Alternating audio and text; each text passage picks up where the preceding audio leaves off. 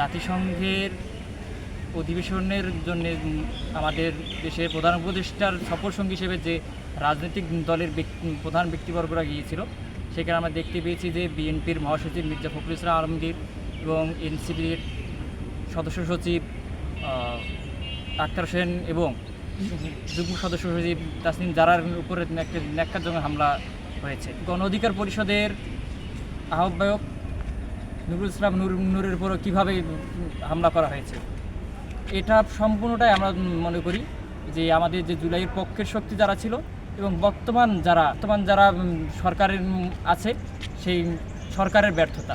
Main দায় হওয়ার কথা ছিল জুলাই শহীদদের প্রতি, জুলাই আহতদের প্রতি এবং জুলাই আন্দোলনকে যে ম্যান্ডেটকে সামনে রেখে যে জুলাই আন্দোলন সংগঠিত হয়েছিল সেটিকে মুখ্য করে আপনার সেটিকে পাথেয় করে আপনার পথ চলার কথা ছিল।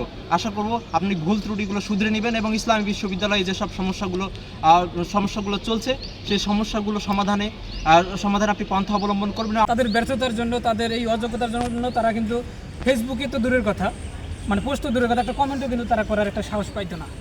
কিন্তু এখন সেই তারাই বিভিন্ন জুলাই যোদ্ধা সাজিদ আলম থেকে শুরু করে হাসনাত আবদুল্লাহ থেকে শুরু করে যতগুলো জুলাই স্টেক হোল্ডার আছে তাদের বিরুদ্ধে তারা এখন লিখতেছে, তারা কথা বলতেছে।